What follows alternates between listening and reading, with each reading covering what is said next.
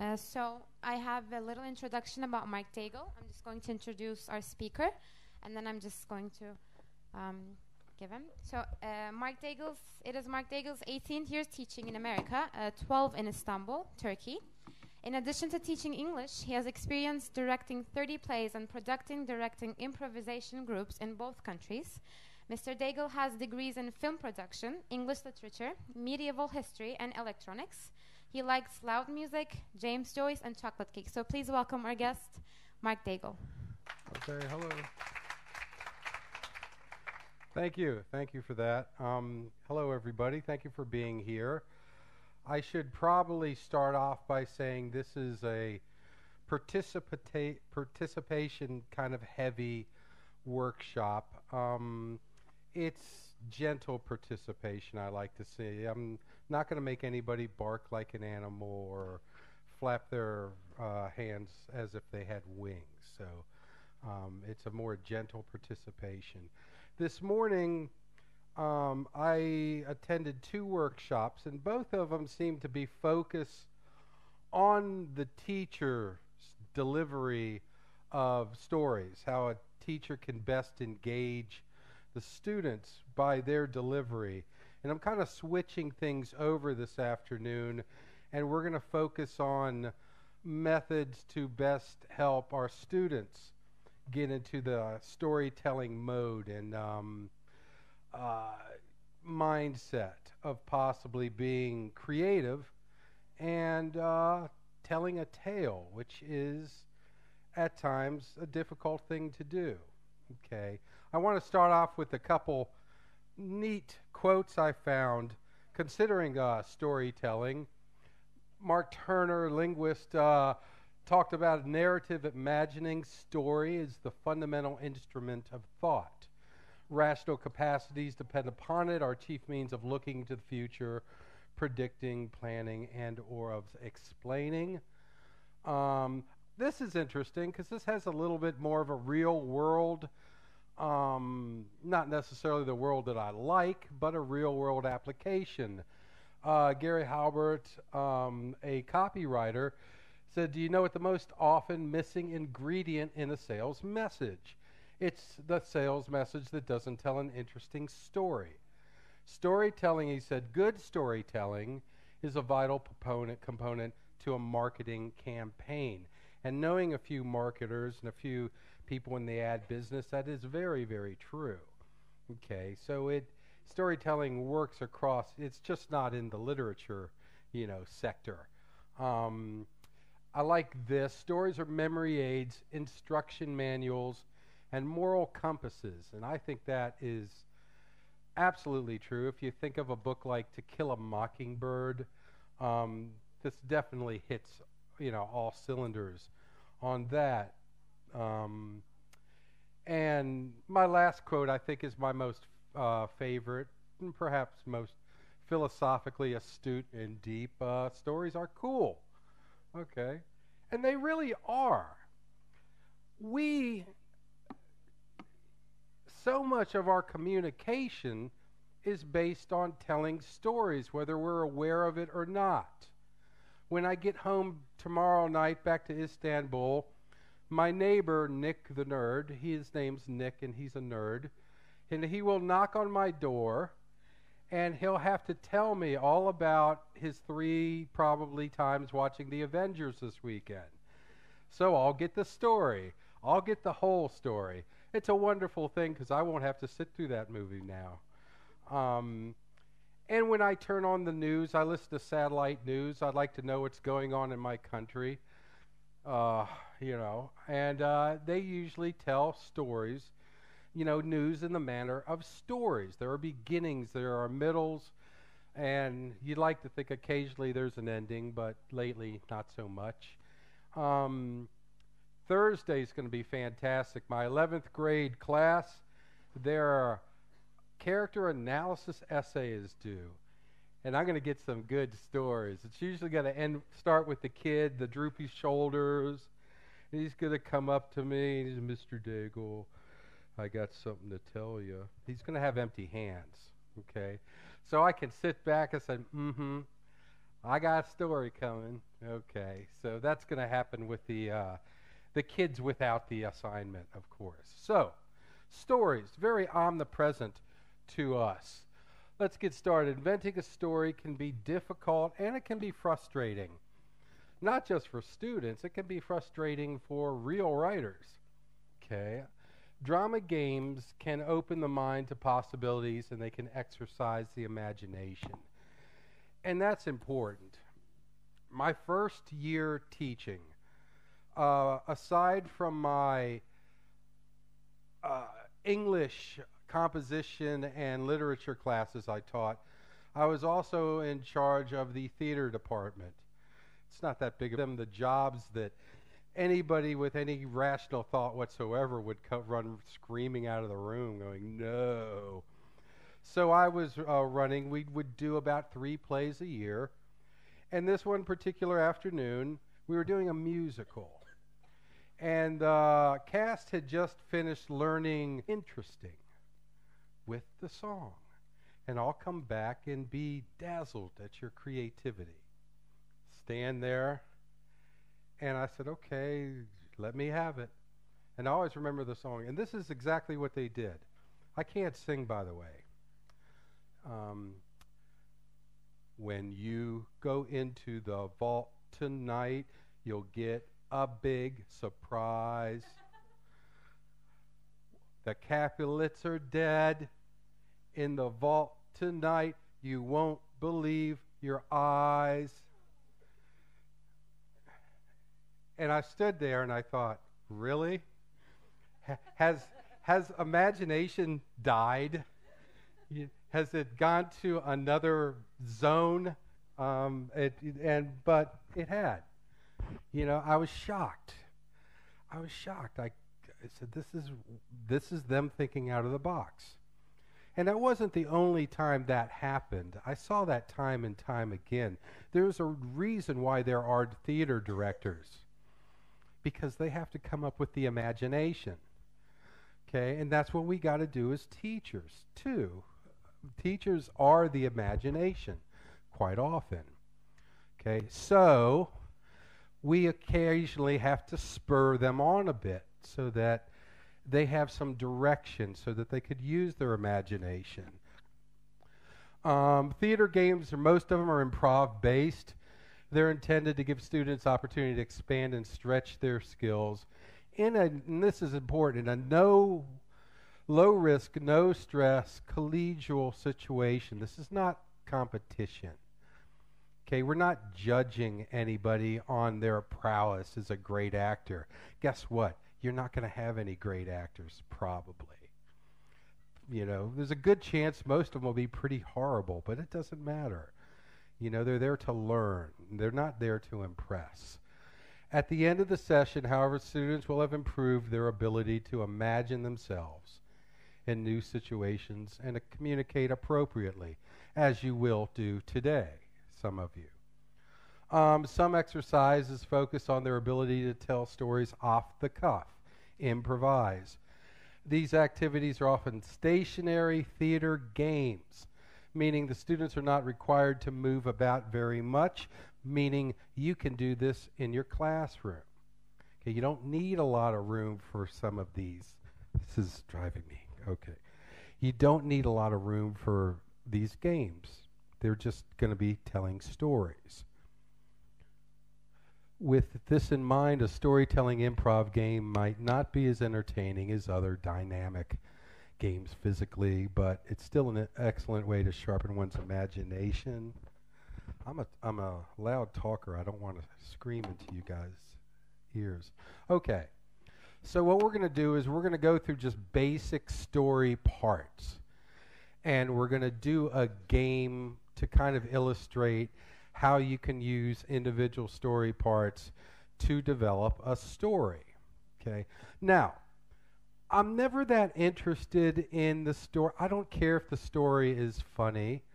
I don't care if the story is particularly entertaining. Okay. I do care if the student is able to assemble a story in the way we teach them. Does it have a beginning? Does it have conflict? Does it have some good characters? Does it have maybe a turning point if you're really lucky? And finally, does it end? Does it have a resolution? And these type of games, until they start getting some experience, the resolution is the hard part. Sometimes it's hard to finish. You get kind of lost. Okay, but that's okay. They'll learn how to end it eventually. Okay, so from now on out, we're going to do some games to illustrate, I think, setting, characters, problem, and dialogue. I couldn't find a solution one that I was real happy with. They were all too complicated.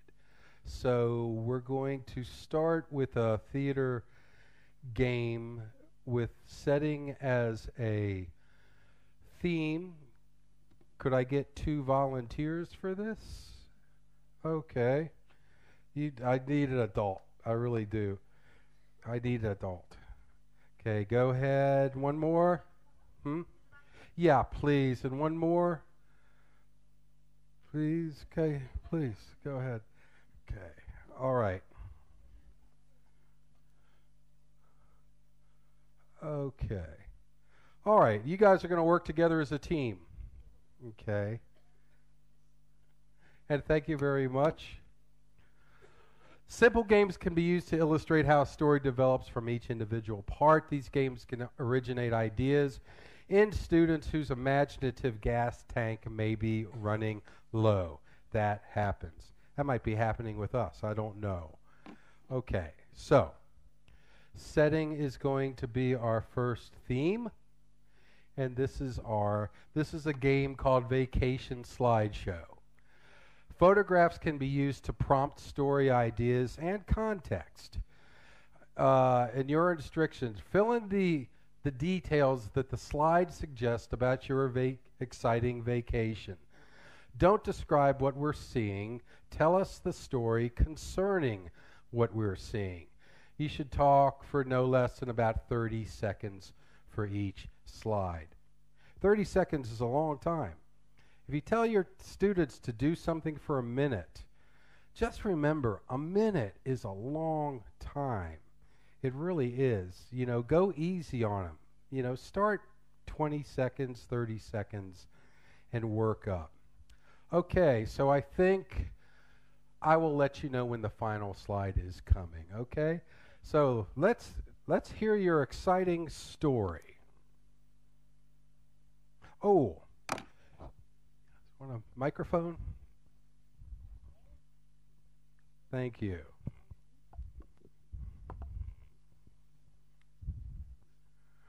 All right. Slide number 1.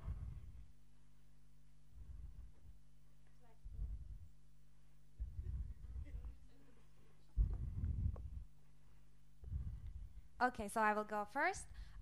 Me and my best friends, we were planning to go on a trip together, but it was so difficult for us to get a nice deal on the plane tickets, so we had to fly with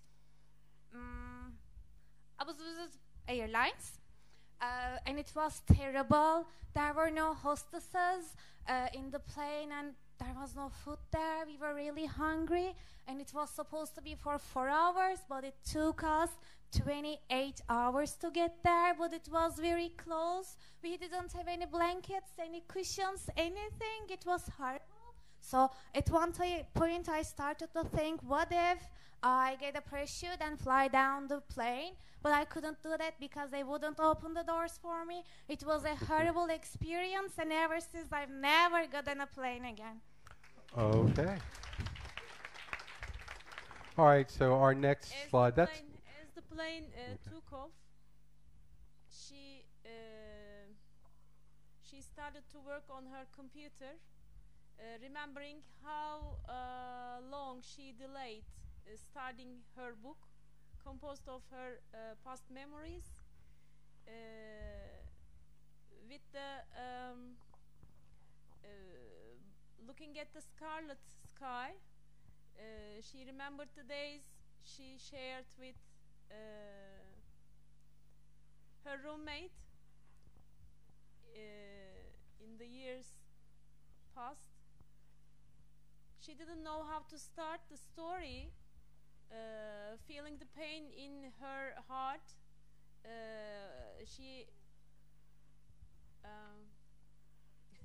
Okay. Feeling the pain in her heart, the vision of her friend appeared in front of her eyes. 25 seconds. You can stop. Okay. All right. Our next picture for your vacation. After a 28-hour plane flight, we were finally landed in Australia. We were very excited because we would finally be able to see giraffes. Giraffes have been my favorite animals ever since I was a child. And when I finally saw one, I was so excited. I ran up and I hugged one of them, and the giraffe licked my hair, and I just had my hair blow dried, and he destroyed it. And actually, while it was licking my hair, he ripped some of my hair off. And then, what are those animals? Antelopes. Antelopes saw me hugging giraffes. I thought they wanted me to hug them too. They started running towards me, but I was so freaking afraid of them. I ran away. It was very disappointing for me, but I was able to hug a giraffe. Okay. Next. For me? Mm-hmm.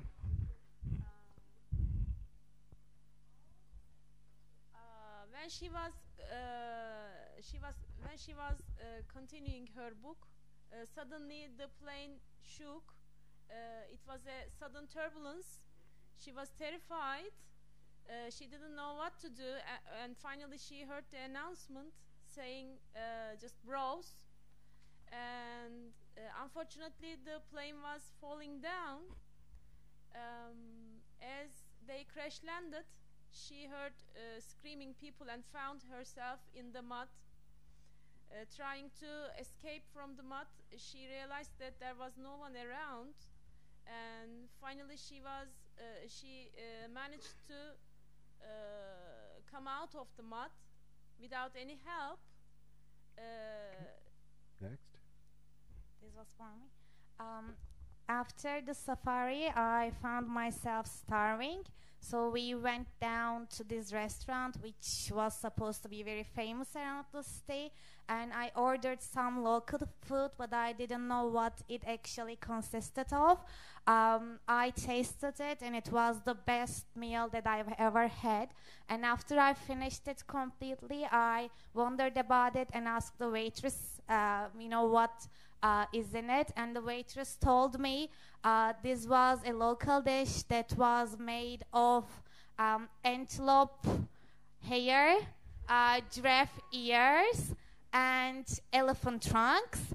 So apparently they eat it there. I was disgusted, but I couldn't forget the taste I had. It was the best meal, but I would never do it again. Okay.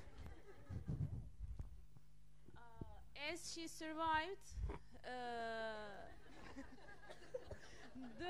the worst point was to be able to reach the hospital.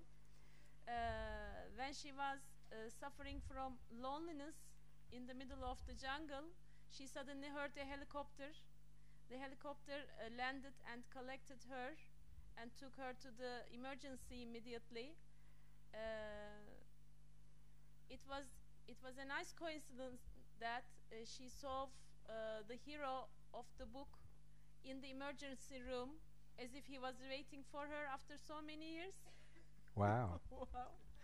And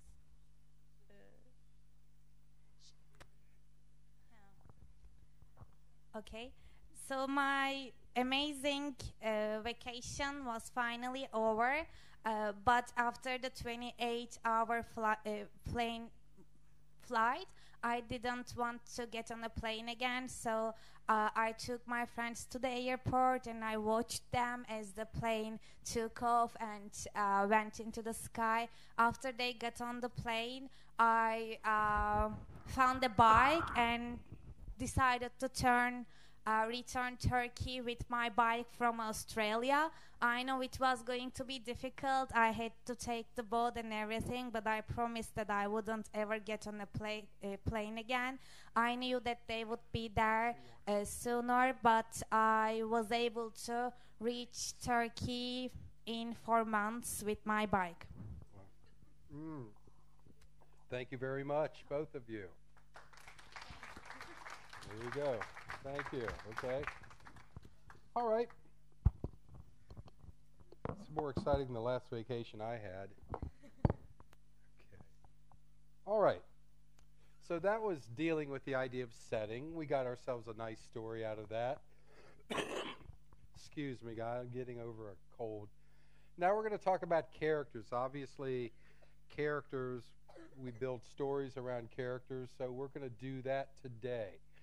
And characters, who are they? What do they do? What do they want? Are the big questions we often study about characters. And, you know, the character can be used to spur the development of the story. What do they do is often a defining figment or defining feature about what a character does and how they act and what they want. Okay, so I could use as many volunteers as I want. 3, maybe 3 or 4 or whatever. You're going to, let me tell you what you're going to do, okay? You're going to choose a job title.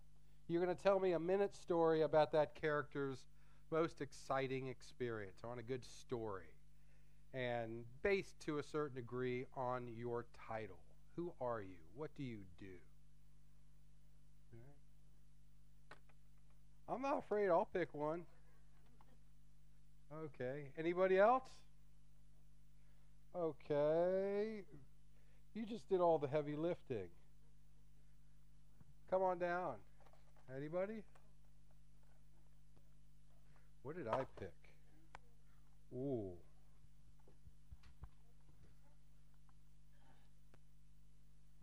There you go.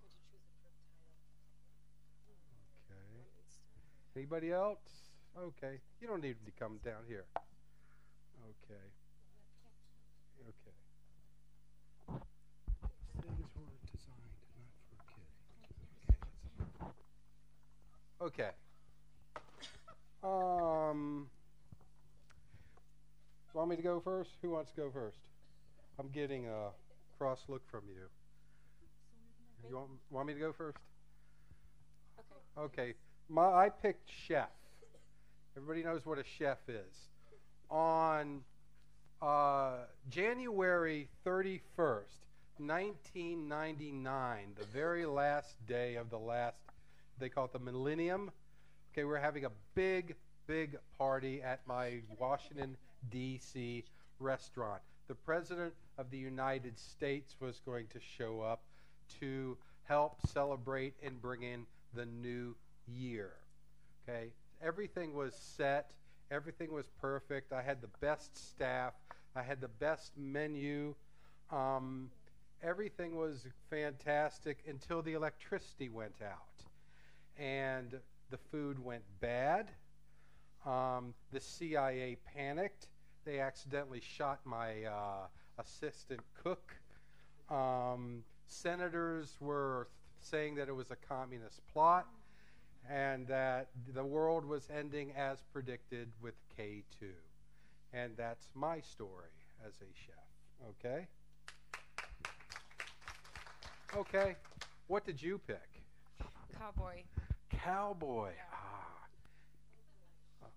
Okay. So you have a 1-minute story for us. Okay, I was a really famous cowboy in my hometown, Samsun. And let's say there was a girl who needs to be survived from a thief. She was a rich girl. She had a lot of money in her bag. And suddenly my phone rang. Yes, I was, well, in the 21st century is so interesting to be a cowboy in my hometown still, because everybody is so modernist and everything is so, like, the buildings are really popular and really luxury everywhere. And, but I was stuck with my tradition, comes from the past. So I decided to open my phone and to save that girl. After that, I went to that place. Let's say it's a small hometown in my basic, let's say, city. And suddenly, I just take out my gun and I just threaten the thief to leave the bag to her back. And then he was like, "So okay, so don't shoot me.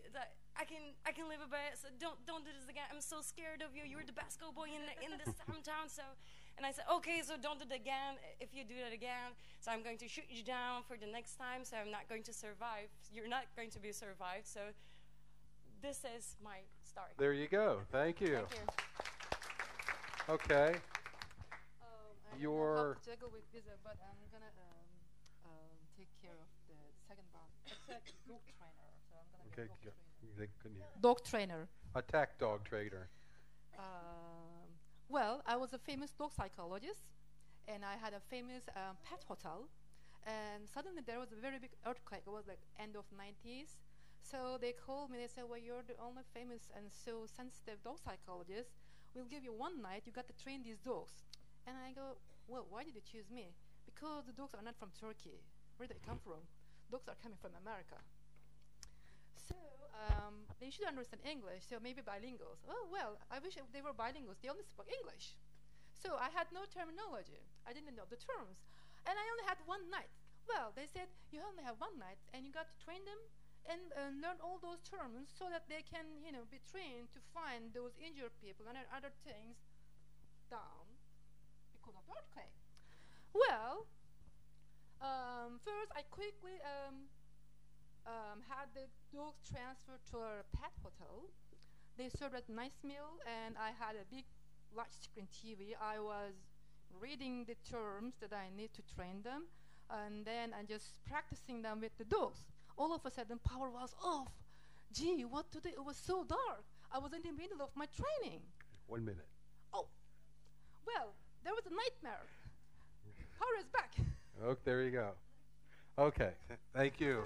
Thank you. Listen, it's hard to end these things. Got one more for us. What is your job? Actually, my job is being astronaut, but I couldn't invent anything now.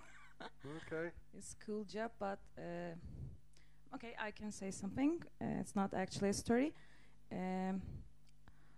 After watch the movies, this Kubrick's famous movie about space, I decided to be an astronaut, and I tried hard. Then I became an astronaut. It's a very cool job for me, but it's I didn't know what it actually meant for me because I always worked on the table.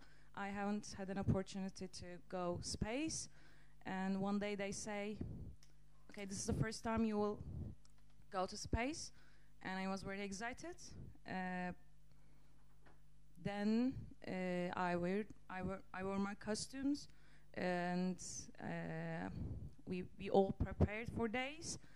And after going to the shuttle, I was so excited and I fainted. I don't remember anything then. Okay. Thank you. Did you all find that difficult? Okay. Why? To come to an ending? Yes. Could be. Could be. It also depends. I made all the jobs unusual. I made them kind of strange to a certain degree. I probably had the most normal one. Okay. Kids will have a tendency when they have to do story activities, they have a tendency to make them way more complicated than they need to be. That they lose sight of the basic conflict. what's the conflict? Make it simple. Boy wants to get to the movies. Boy runs out of gas. And the obstacles of getting the gas. And it's something simple. Okay? Don't make it trying to break the genetic code of something, or curing cancer, or winning the World Cup in a paragraph. Okay? And they will have a tendency to make things way too complicated. So you want to pare everything down. I try to make these activities relatively simplistic so that they can't get too complicated. At least that's the idea. Okay. All right. Okay, here's a problem. Obviously, good stories have good problems. I'm going to need 3 people for this one. Sometimes the problem itself can suggest other characters and story ideas. Obviously, what are you trying to do? Identify a problem and solve the problem. And that's your story. Okay? Identifying it is the easy part. Volunteer, we're going to play bad, worse, worst. I need someone to be bad. Who's feeling bad today? Someone who hasn't gone yet? Someone who's feeling bad? No one? If I don't get any volunteers, guys, this is done. Okay. Okay, you're feeling bad. Okay. Your problem. You're going to be introduced to participants. All will relate their story in relation to it. Each story should be more terrible in content than the last. Short stories should last, 45 seconds to 45 to 60 seconds. Okay, so what is your problem? Easy. A visit to the dentist. Okay, so your visit to the dentist is going to be bad.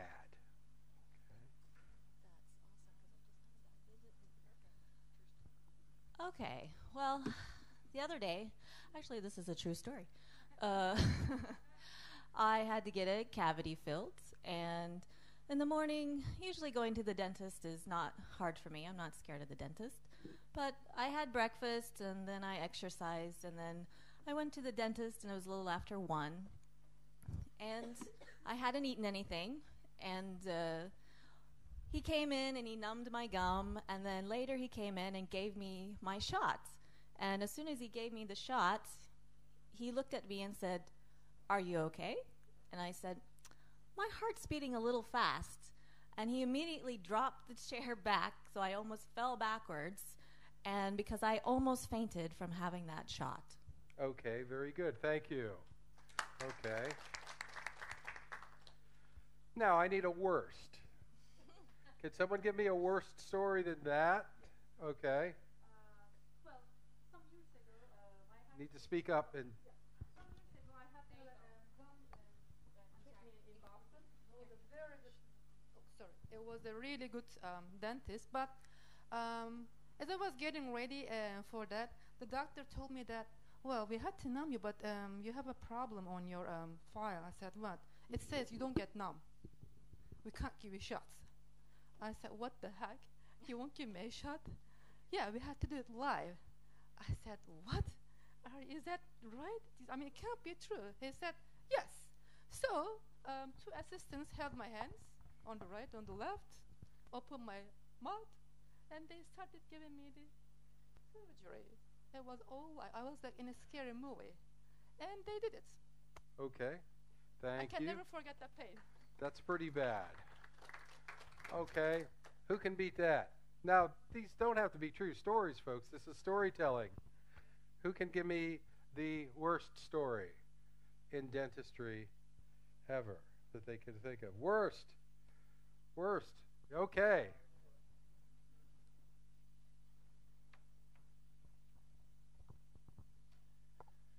So, I had some pretty mild tooth pain at work. It was driving me a bit crazy. I was getting very irritated at people, so I decided to go to the dentist that night. And it was a dentist I'd never been to before. and he was quite a small-framed character, and didn't seem physically very strong. And it was one of my bigger teeth at the back. So he looked at the tooth and found it was too rotten to save. So he gave me the choice to pull it out. So I decided to pull it out. So not being a very strong, not being a very big man, he's got his dentist pliers and he's wrenching away at my jaw. It's the bottom tooth. And he's going around and around and around, and the tooth's not coming out. So the only solution was to pull out the drill and drill down many holes into the teeth to break it into small parts. Okay. And then grab the pliers again and pull it around and around and rip out those little pieces one by one as I'm lying terrified in the chair. Sounds like fun. Yeah, that's a true story. Okay. I don't even think I'm going to go home and brush my teeth tonight, to tell you the truth. Okay, so, a problem. Get creative with the problem, see if we can out-problem each other. Kids actually like that. I use that a bit on, those kind of Friday afternoons when they don't want to do much of anything. And they do get very competitive about beating each other's. Oh, it could be a visit to the doctor. They love being the worst pickup artist in history. I'm bad, but no, I'm worse than you. That's their favorite. Okay. Dialogue. I got 10 minutes. I set my alarm clock. Oh, that's yours? No, that's mine. I know that sound. I hear it every day at 6 o'clock. Okay, and this will be our last game, too. We'll be good. Unrehearsed conversation can inspire storytelling skills and promote real language usage. So I kind of got into that last year when I gave a similar presentation. So we're just going to kind of make up some silly dialogues and see if we can guide it along in a story way, which is not going to be easy. Okay, I need a volunteer. Anybody want to work with me? Come on. It's not like drilling teeth, guys. Okay. Yeah, I'll work with you. Okay. We're going to have a dialogue, a conversation. I start my dialogue with fortunately, and you start with unfortunately. And we can see if we can work this through on a story. This is challenging.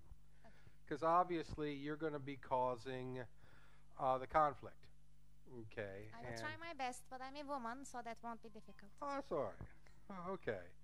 Does somebody want to give us a good dramatic location? Good dramatic location? Anybody? None? The jungle. Okay. Fortunately, I have enough malaria pills for both of us. Unfortunately, I never take any pills because I live naturally. Well, fortunately, it just looked like my chances of surviving this experience have just improved immeasurably. Unfortunately, I have some pretty sharp objects with me, so I wouldn't be too sure about that. Fortunately, I have a gun. Unfortunately, I have all the bullets with me, not in your bag. Well, fortunately, I love you very much, and I would never want anything bad to happen to you anyhow. I'm going to give you my tickets, my guns, my medicine, so that you can get home safely. Unfortunately, that might not be possible because I have a boyfriend other than you. Oh, man, that's a tragic story. You can go home to her boyfriend. I'm going to die of malaria. Okay, thank you. Thank you. Okay. All right. These are some books that these two books I have used for years. The one on the right I've used ever since I became a teacher. I've been using it for almost 20 years. Theater games for young performers. The one on the left is called Improvisation Starters. It is a gold mine of just things and lines, activities, poses to start story ideas and work in conversations between students. I highly recommend both of them if you're interested in introducing more theater activities or improv into your lessons. These two are invaluable, really. Here's another one, and this is great. It's free. This is on the internet, called the Improv Encyclopedia, and there are literally hundreds of games, of activities that you can use. The descriptions are pretty good. They pretty much tell you exactly what you're going to have to do and how you're going to have to prepare. All the games are also put into categories. So if you'd like something dialogue-based, something story-based, or whatever, performance-based, you can go to the categories and take a look at the games. They're fantastic. And I'm talking all age groups. I teach 11 and 12, but a lot of these games can easily, and actually a lot of them are constructed for primary school kids and such. Okay. I would say if you go to this, it's improvencyclopedia.com, and I would say if you go to this, if you're reading a description of the game and you don't really understand it first off, go to another game. They should be that. If you can't understand it, chances are the kids aren't going to really get the point either, and just run away. Okay. Most of these games basically take very little preparation. Very little. Sometimes a piece of paper, a bowl, a ball. They're very, very simple. So that's a great site. And teachers are putting new games on there all the time. And it's free. Okay. If you have tried to introduce, excuse me, performance type of activities in your classrooms and it has just sunk, it hasn't worked, you would like to do it again, but you want it to be effective and you have questions, feel free to get in contact with me. I'm pretty good at this stuff. At this point, I did a lot of work with this back in the States, and I put some improv groups together when I was teaching at ANCA, and the kids really enjoyed it a lot. And there are some real basic rules that you need to know. And if you get them, it's going to work. If you don't get them, it's not. So I've been more than happy to help you out if you're trying to do some of this stuff and it's not working. If it does work, fantastic. You don't need me. Okay. And thanks for coming today, and everybody, thanks for participating. I appreciate it. Okay.